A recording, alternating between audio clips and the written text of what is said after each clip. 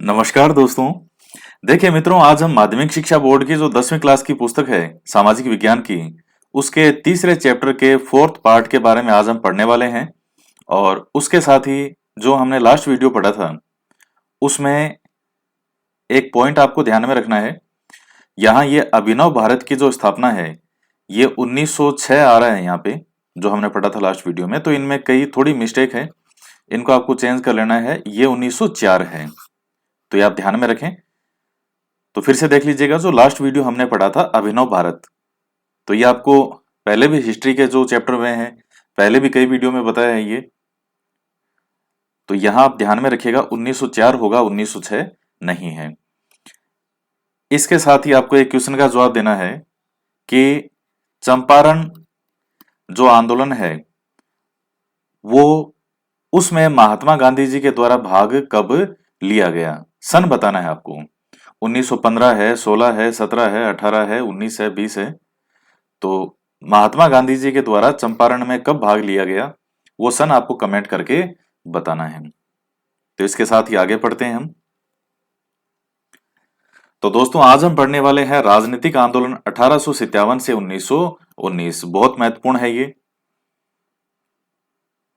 1857 के स्वतंत्रता संघर्ष की असफलता के बाद स्वतंत्रता संघर्ष का नेतृत्व भारत के सभी भागों में भारत के आधुनिक शिक्षा प्राप्त करने वाले भूपतियों और संपन्न वर्ग के हाथों में आ गया था। ये वर्ग अपनी मांगों के लिए संसद को स्मरण पत्र, प्रार्थना पत्र देते थे। साथ ही देश के लिए पढ़े लिखे लोगों को संगठित करने, अंग्रेजों द्वारा वर्तमान काल में कर रहे शोषण की जानकारी देकर जागृत कर रहे थे। यानी कह रहा है कि 1857 का जो समता संघर्ष हो गया, असफल था, सफल नहीं हो पाया। तो अब आगे नेतृत्व जो है वो किसके हाथ में आ गया? जो आधुनिक शिक्षा प्राप्त भूपति, संपन्न वर्ग, इन लोगों के हाथों में आ गया। अब ये एक तरफ जो है ब्रिटिश पार्लियामेंट है, संसद है, उनसे रिक्वेस्ट करते थे कि हमारे कुछ अधिकार हैं, लोगों के, जनता के, हमारे, इस तरह की जो मांग पत्र रखते थे। और इसके साथ ही यहाँ जो लोग हैं इनको भी जागरूक करने का प्रयास कर रहे थे। इस काल के प्रारंभिक नेतृत्व करने वाले लोगों को इंग्लैंड के उदारवादी लोगों पर विश्वास था।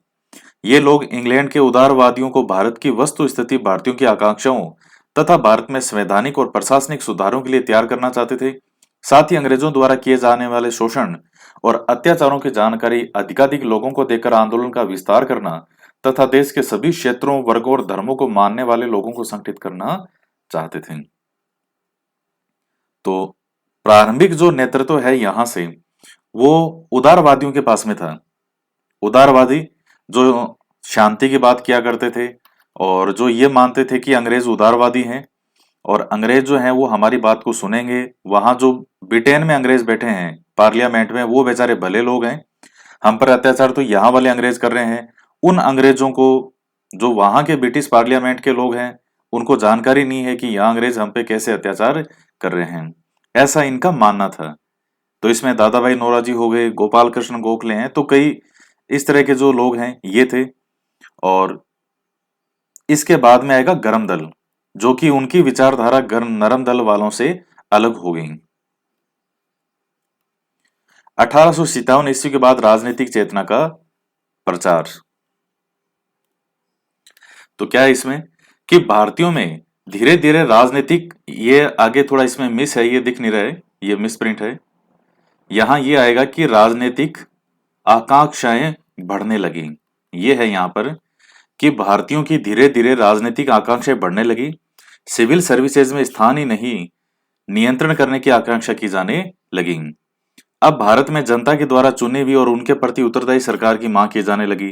1868 ईस्वी में बंगाल के प्रमुख अखबार हिंदू पैट्रियट के संपादक कृष्णदास पाल ने ऐसी मांग की।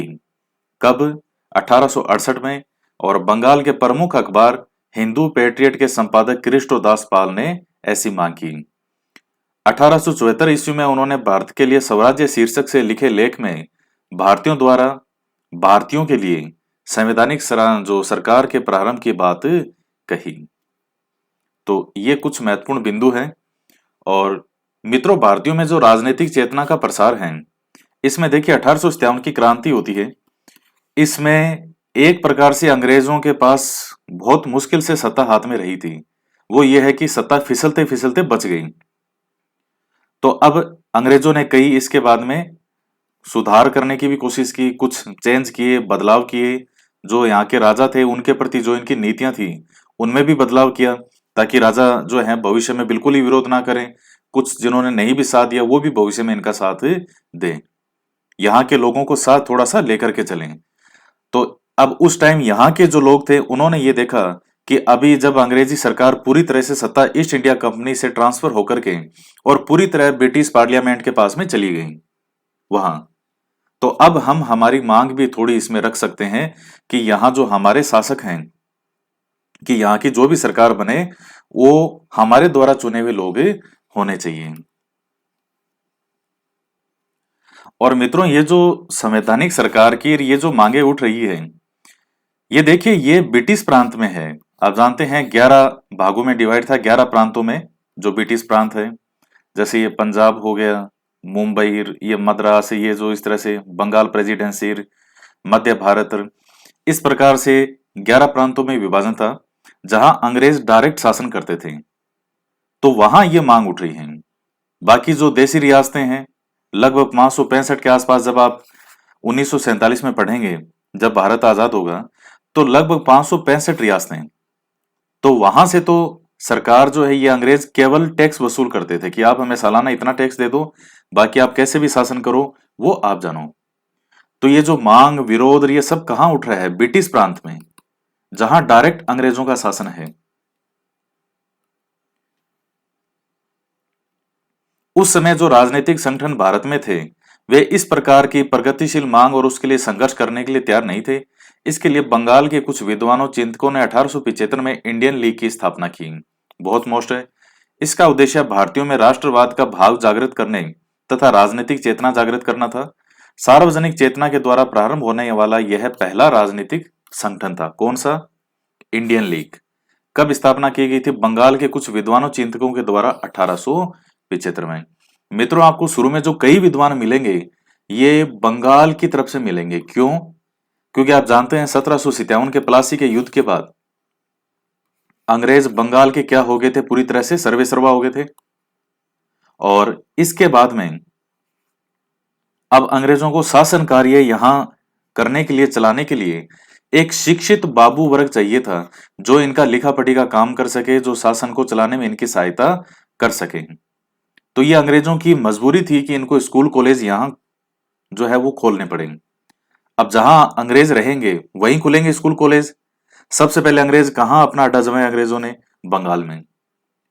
तो आपको जो कई विद्वान व्यक्ति निकल निकल के आएंगे, जैसे स्वामी विवेकानंद, ये कई विद्वान हैं, आप कई देखेंगे, तो ये बंगाल से इसी तरफ से निकलेंगे।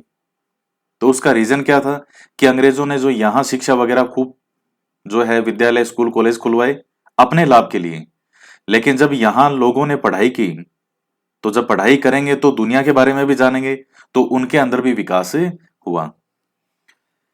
इंडियन एसोसिएशन, इस संस्था की स्थापना के अगले वर्ष 1876 में सुरेंद्र नाथ बनर्जी के नेतृत्व में कलकत्ता के अल्बर्ट हॉल में लगभग 800 प्रमुख लोगों ने भाग लिया, जिसमें यह तय हुआ कि संगठन समान राजनीतिक विचार रखने वाले लोगों को एक मंच पर लाएगा, वह सामान्य जनता को संगठित करेगा। आपसे क्या पूछा जाएगा कि इंडियन एसोसिएशन की स्थापना कब होती है और किसके द्वारा होती है? तो कब होती है? 1876 में। और किसके द्वारा? सुरेंद्र नाथ बैनर्जी। और कहा? कलकत्ता के अल्बर्ट हॉल में। तो ये आपके लिए बहुत महत्वपूर्ण बन गए हैं। इंडियन एसोसिएशन अलग है, इंडियन लीग अलग है। इंडियन नेशनल कांग्रेस, 1858 ईस्वी के बाद भारत में चल रहे राजनीतिक विकास का ही परिणाम इंडियन नेशनल कांग्रेस था, जिसकी स्थापना एक अंग्रेज भारतीय सिविल सेवा के सेवानिवृत्त अधिकारी एलन ऑक्टेवियन हुम, यानी ए ओ हुम के नाम से आप जानते हैं इनको, ए ओ हुम, पूरा नाम भी इनका पूछ लिया जाता है कभी कभी। इसकी स्थापना के पीछे ब्रिटिश सरकार की सोच थी कि एक ऐसा संगठन बनाया जाए जिससे भारतीयों के मन में क्या है इसकी जानकारी ब्रिटिश सरकार को मिलती रहे, तथा इसके सम्मेलनों में राजनीतिक नेताओं के मन की भड़ास निकल जाएगी और उन्हें अंग्रेजी शासन को हटाने के सशक्त प्रयास करने से भी रोका जा सकेगा। तो मित्रों, इसका उद्देश्य आप देखिए, कांग्रेस की स्थापना किसके द्वारा की गई थी? अंग्रेजों के द्वारा। एलन जो ये ए ओ ह्यूम है, एलन ऑक्टेवियन ह्यूम, इसके प्रयासों से। और अंग्रेजों का उद्देश्य क्या है यहाँ? इसका निर्माण का उद्देश्य कोई भारतीयों का भला करना नहीं है। लेकिन आप इसको थोड़ा सा समझने का प्रयास कीजिए। 1757 में अंग्रेजों ने प्लासी के युद्ध के बाद बंगाल से अपना अधिग्रहण शुरू किया था, इस प्रकार से जैसे ये बंगाल है यहाँ पे। और इसके बाद 1857 की क्रांति होती है। अंग्रेजों ने भी नहीं सोचा होगा कि वो जो काम कर रहे हैं उनकी नीतियों के फलस्वरूप 100 सालों के अंदर लोगों में कितना गुस्सा भरा होगा और कौन कौन कहां कहां से गुस्सा जो है यहां बाहर निकालेगा। तो जब अंग्रेजों ने देखा कि इस तरह की पुनरावृत्ति दोबारा ना हो, क्योंकि ये जो मन की भड़ास होती है, ये मन का गुस्सा होता है, ये यही था 1857 की क्रांति में। जिनको ज्यादा जितना दबा कर रखेंगे, जितना ज्यादा दबाव से रखेंगे, तो वो उतना ही गुस्सा जो है इंसान के अंदर भरेगा। और जब वो एकाएक फटेगा, तो जैसे मान लीजिए प्रेशर कुकर है, तो ये यहाँ प्रेशर कुकर की ही संज्ञा दी जाती है इस कांग्रेस के निर्माण को, कि प्रेशर कुकर है, इसमें एक सीटी लगी होती है, थोड़ी थोड़ी देर में सीटी ऊपर होती है, इसके अंदर जो एक गुबार होता है आग का, गैस का, वो निकल जाता है। और अगर ये सीटी ऊपर ना हो तो ये कुकर जब फटेगा तो कितना भयंकर नुकसान करेगा। तो ये चीज हर जगह लागू होती है, समाज में, परिवार में। तो 28 दिसंबर 1885 ईस्वी को व्योमेश चंद्र बनर्जी की अध्यक्षता में बंबई के गोकुलदास तेजपाल संस्कृत कॉलेज में प्रथम अधिवेशन प्रारंभ हुआ, जिसने 72 प्रतिनिधियों ने भाग। देखिए, यहाँ एक थोड़ी मुझे एक स्टोरी याद आई है, मैं आपको बता देता हूँ। उस टाइम में जो यूपीएससी की तैयारी कर रहे थे हम, तो कोई आईएएस का बैच था, तो हमें जो हिस्ट्री के सर पढ़ा रहे थे, बहुत शानदार गजब पढ़ाया करते थे वो।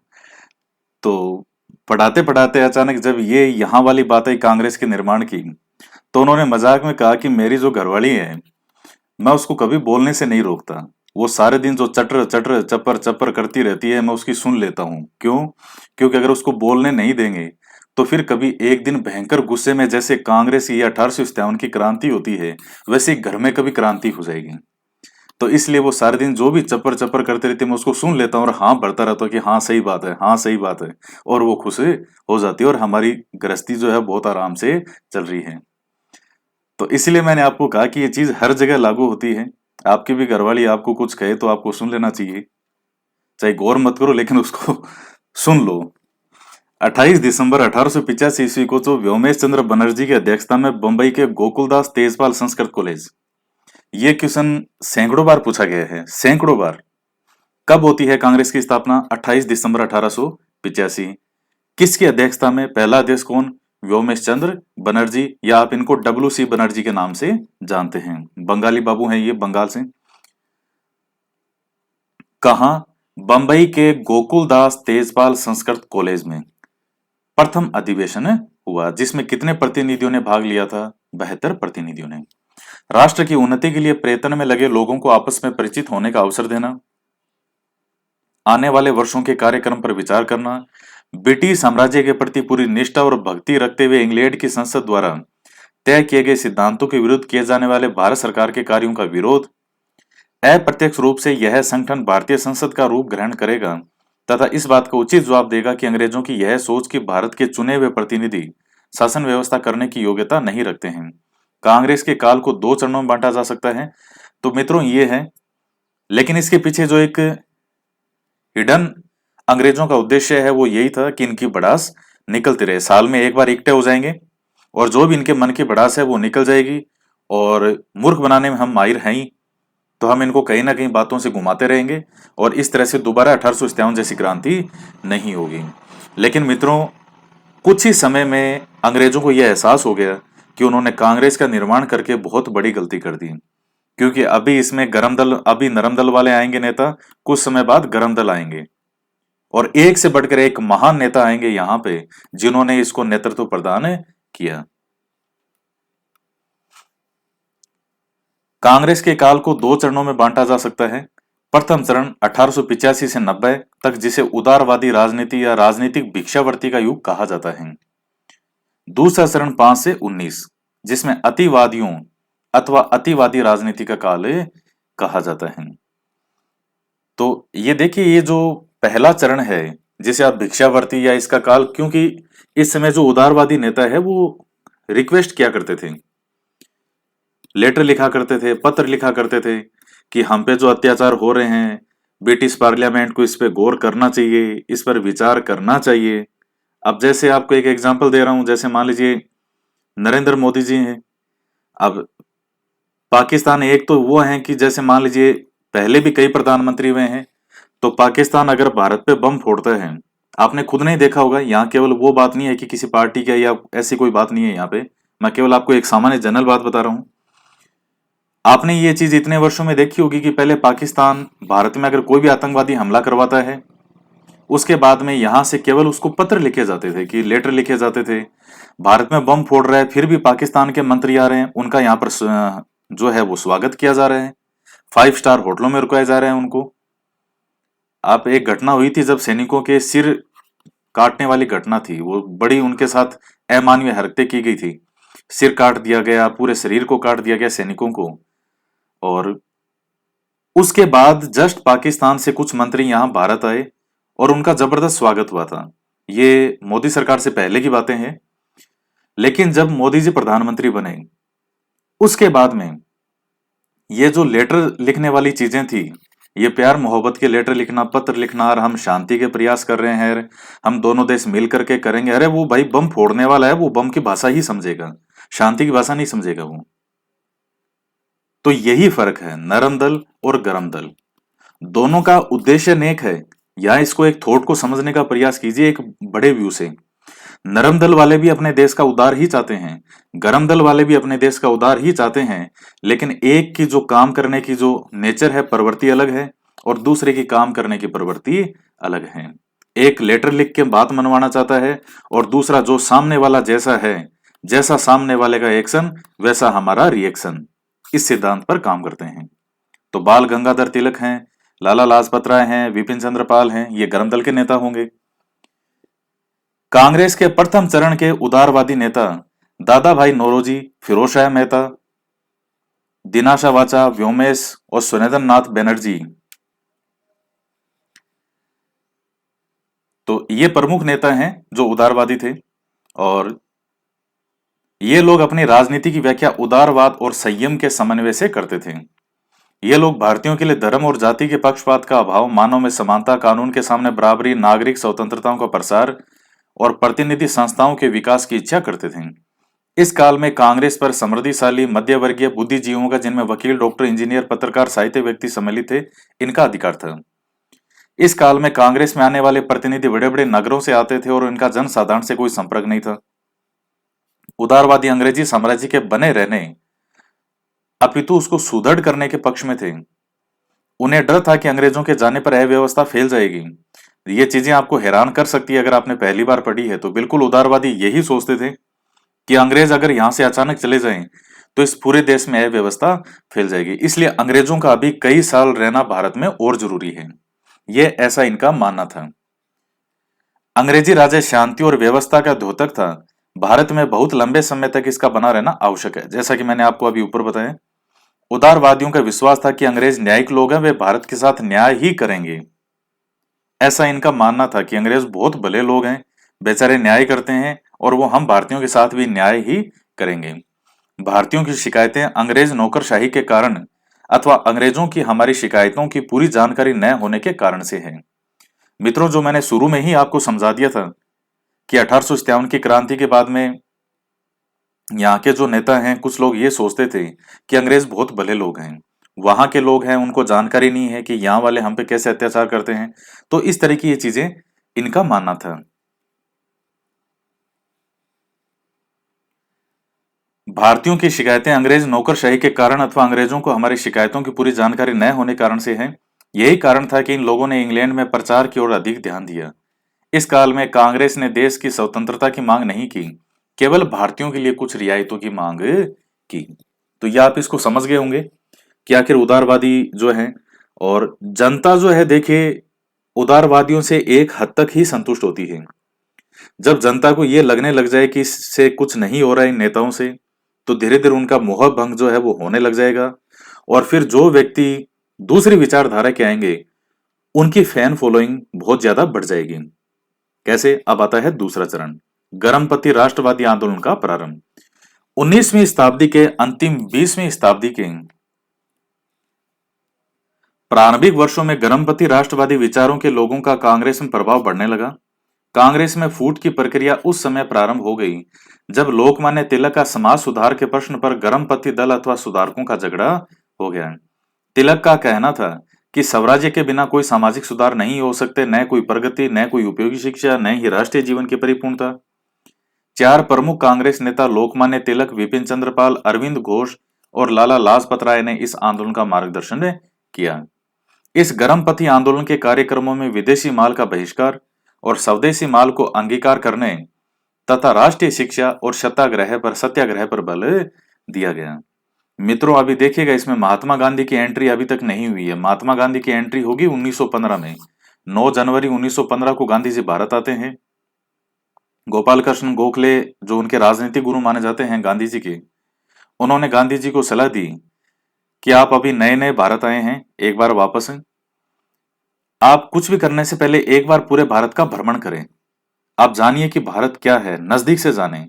तो इनकी सलाह पर, गोपाल कृष्ण गोखले की सलाह पर गांधी जी ने 1 साल तक भारत का भ्रमण किया था और यहाँ के लोगों को नजदीक से देखा कि लोगों की समस्याएं क्या क्या है। उसके बाद गांधी जी ने अपने आंदोलन शुरू किए थे। और यहां अभी देखिए, ये 20वीं सदी का प्रारंभ हुआ ही है और 19वीं सदी का उत्तरार्ध जो खत्म होने वाला है, तो इसमें स्वराज्य की बात हो रही है। और इसके अलावा विदेशी माल का बहिष्कार करो, स्वदेशी माल को अपनाओ, राष्ट्रीय शिक्षा और सत्याग्रह पर बल दो। और गांधी जी भी आने वाले समय में इन्हीं चीजों को आगे लेकर के जाएंगे। भारतीय उद्योगों को प्रोत्साहन देना जिससे भारतीयों को कार्य और सेवा का अवसर मिल सकें। सरकारी नियंत्रित शिक्षा संस्थाओं के स्थान पर एक राष्ट्रीय शिक्षा योजना बनाई जाए तथा विद्यार्थियों को देश सेवा में लगाया जाए। अब आता है स्वशासन आंदोलन। 1915 में श्रीमती एनी बेसेंट ने आयरिश होम रूल लीग के नमूने पर होम रूल लीग स्थापित करने की घोषणा की।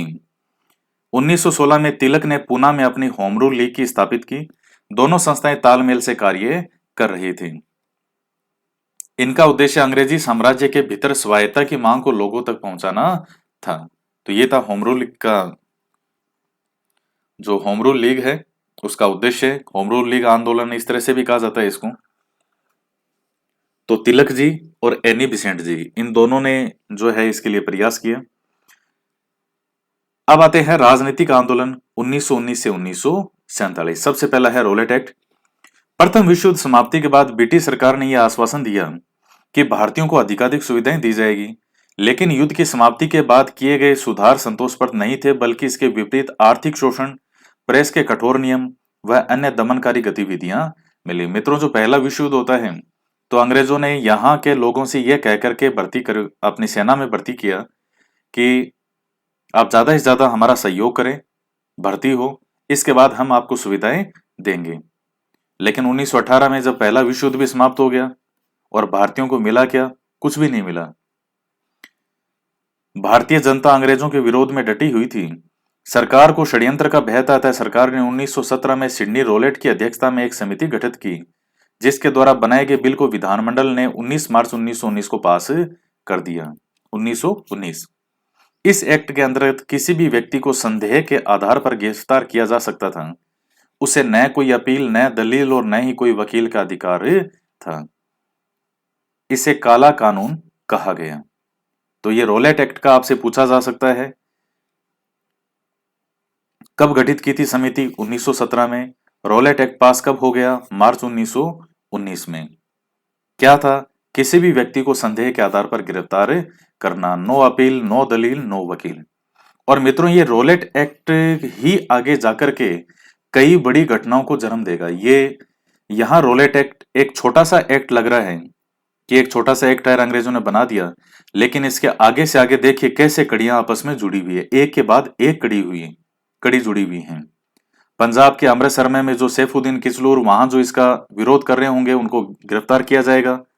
जलियांवाला बाग में एक शांति सभा रखी जाएगी, जलियांवाला बाग हत्याकांड होगा और वो हत्याकांड ही गांधी जी को और प्रेरित करेगा कि एक बड़ा आंदोलन चलाया जाए। और उस वक्त पूरे देश की सिंपैथी लोगों के साथ थी, गांधी जी के साथ थी। तब गांधी जी ने असहयोग आंदोलन शुरू किया। तो उस असहयोग आंदोलन की नींव के अंदर जाएंगे तो ये कड़ियां इसी तरह से पीछे आते आते इस रोलेट एक्ट तक आएगी। ना अंग्रेज ये रोलेट एक्ट बनाते, ना आगे जो है सैफुद्दीन किचलुर ना वो विरोध करते, ना उनको पुलिस गिरफ्तार करती, ना जनता शांति सम्मेलन कर रही होती जलियांवाला बाग में शांति सभा, ना उन पे जनरल डायर गोली चलवाता, ना हजारों लोग मरते, और ना गांधी जी आगे असहयोग आंदोलन करते।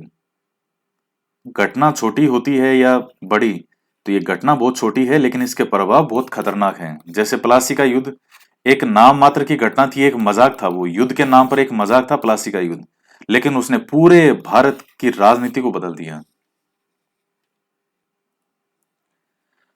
जलियांवाला बाग हत्याकांड 13 अप्रैल 1919 को रोलेट एक्ट के विरोध में अमृतसर के जलियांवाला बाग में एक सभा आयोजित की गई थी, जिसमें 20,000 आदमी इकट्ठे हुए, स्त्री पुरुष बच्चे थे। यह शांति सभा थी। मैंने आपको सैफुद्दीन किस्लुकार जो बताया था कि उनको गिरफ्तार कर लिया गया था, तो उनकी गिरफ्तारी के विरोध में और ये जो एक्ट है इनके विरोध में एक शांति सभा रखी जा रही थी। जनरल डायर ने उसमें प्रवेश किया और गोली चलाने का हुक्म दिया। गोलियां तब तक चलती रही जब तक कारतूस खत्म नहीं हो गए। सरकार के अनुसार 379 व्यक्ति मारे गए, जबकि कांग्रेस समिति के अनुसार मरने वालों की संख्या 1000 के लगभग थी। तो मित्रों, ये जलियांवाला बाग हत्याकांड बहुत बड़ी घटना थी कि किस तरह से निर्दोष लोगों को शांति सभा कर रहे हैं, आराम से बैठे हैं, लेकिन उन पर गोलीबारी करके और गेट बंद करके, एक ही जाने का गेट था उसमें, उस गेट को बंद करवा दिया गया।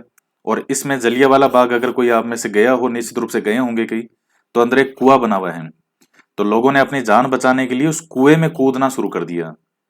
तो सैकड़ों लोग तो कुएं में कूद कूद के मर गए। वो कहते हैं कि कुआं भर गया था लोगों के इसमें कूदने से। इतने भारी संख्या में लोग अपनी जान बचाने के लिए भागे, जिसको जहां दिखा, क्योंकि मेन गेट बंद था तो जाने की कोई जगह नहीं थी बाहर, अंदर फंस गए, चारों तरफ से हाहाकार मच गया। तो बहुत बुरी घटना थी। और ये जो जनरल डायर है, इसको ब्रिटिश पार्लियामेंट ने शेर कह के संबोधित किया था। तो देखिए, अंग्रेज भले बिल्कुल भी नहीं थे, इनका तो ये था कि जहां दिखे वहीं अंग्रेजों को साफ करो। असहयोग और खिलाफत आंदोलन। खिलाफत आंदोलन भारतीय मुसलमानों द्वारा तुर्की के खलीफा के सम्मान में चलाया गया था। किसके द्वारा? भारतीय मुसलमानों के द्वारा। क्यों? तुर्की का खलीफा, जो खलीफा था वो मुसलमानों का धार्मिक गुरु होता है। खलीफा किसको कहते हैं? जो मुस्लिम जो हैं उनका धार्मिक गुरु, उसे क्या कहते हैं? खलीफा। और तुर्की का खलीफा मुस्लिम जगत धार्मिक रूप से प्रमुख था। 19 अक्टूबर 1919 को पूरे देश में खिलाफत दिवस मनाया गया। गांधी जी इस आंदोलन में शामिल हुए और कैसर ए हिंद की उपाधि को भी लौटा दिया। इस आंदोलन की समाप्ति 10 अगस्त 1920 को सेवर की संधि से हुई, जिसमें तुर्की का विभाजन कर उसे धर्मनिरपेक्ष राष्ट्र घोषित कर खलीफा के पद को समाप्त कर दिया गया। तो जब वहीं वो चीज समाप्त होगी तो यहाँ ऑटोमेटिकली जो आंदोलन चल रहा था वही समाप्त हो गया। जब खलीफा का पद ही नहीं रहा, पूरी तरह से पूरा राष्ट्र के अंदर सिस्टम ही बदल गया, तो यहां वो समाप्त हो जाता है। तो मित्रों, अब आगे जो है वो आता है असहयोग आंदोलन। तो आज हम इतना ही पढ़ेंगे। आज भी आपका काफी मैटर हो गया है। नेक्स्ट वीडियो में हम असहयोग आंदोलन से पढ़ेंगे और बहुत महत्वपूर्ण टॉपिक चल रहे हैं। सीधे के सीधे क्वेश्चन आपके रीट के एग्जाम में, पुलिस में, पटवारी में, सीधे सीधे एग्जाम इनमें से क्वेश्चन पूछे जाते हैं। तो मित्रों, आज के वीडियो में इतना ही, और वीडियो को लाइक जरूर करें, ज्यादा से ज्यादा शेयर करें। तो मिलते हैं नेक्स्ट वीडियो में एक नए टॉपिक के साथ। जय हिंद, जय भारत।